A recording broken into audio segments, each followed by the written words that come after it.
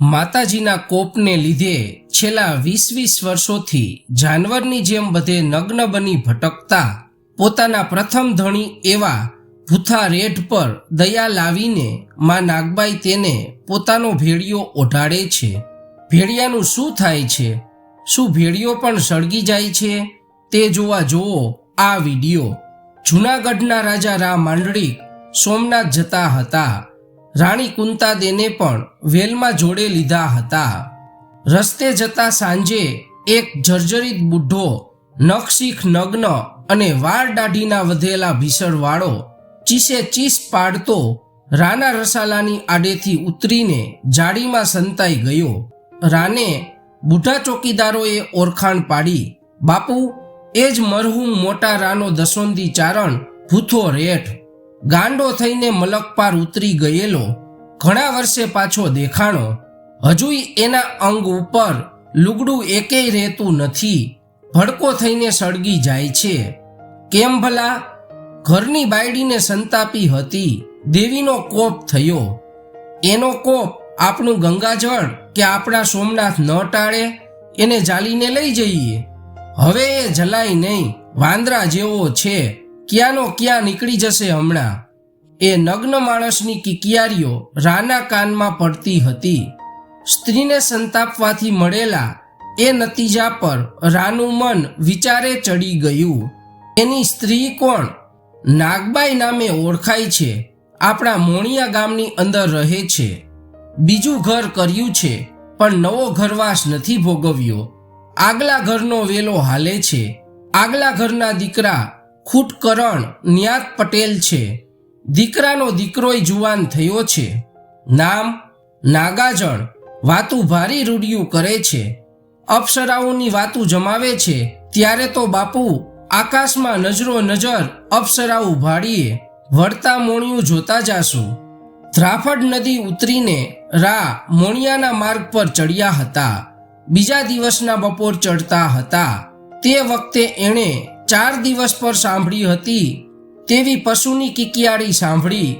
કિકિયારી કરનાર પશુ નહોતો, પશુથી એ બદતર દશામાં જઈ પડેલો એક માનવી હતો।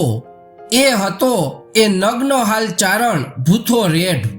કાળી ચીસ નાખીને નાસી જતા, ઠેકડા મારતા, વોકડાની ભેખડો છલાંગતા એ લાંબા મોટા રૂછડાવાળા માનવીને કોઈક મીઠા દયામણા અવાજે બોલાવી રહ્યું છે। અવાજ એક સ્ત્રીનો છે। ચારણ ભાગમાં, ઠેકડા મારમાં, સંતાઈ જામાં, ઊભો રહે, ઊભો રહે, આલે આલે, ઊભો રહે ચારણ। ભૂથો રેઠ અટકી જાય છે। વોકડામાં વાછરું ચરાવતી એક વૃદ્ધ બાઈ તેના તરફ જાય છે। નગ્ન હાલ ગાંડો પોતાની પીઠ ફેરવીને ઊભો છે।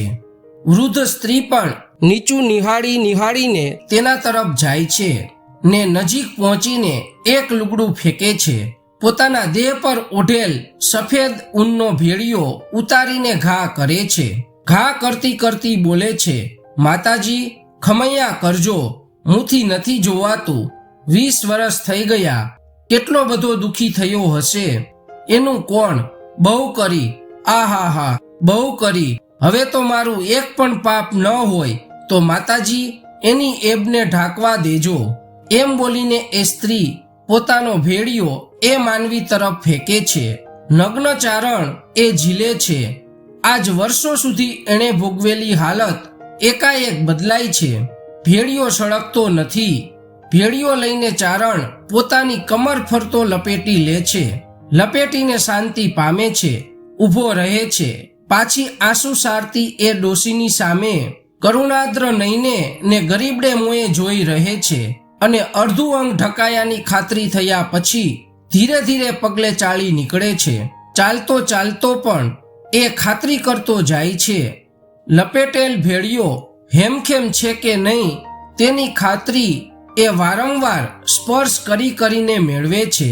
પોતે મરી ગયો છે એવા સપનામાંથી જાગી ઉઠેલો માણસ પોતાની હયાતીની ખાતરી કરતો કાળી મધરાતે જે લાગણી અનુભવે છે તે લાગણી આ ચારણ અનુભવી રહ્યો ને પોતાના મહાપરાધી માણસની એબ ખુદ પોતે જ નવસ્ત્રી બનીને ઢાંકનાર એ બુઢી બાઈ અર્ધ ઉઘાડા દેહે વાછરું હાંકતી ક્યારની ટૂંકા માર્ગે મોણિયા ભણી ચાલી નીકળી હતી.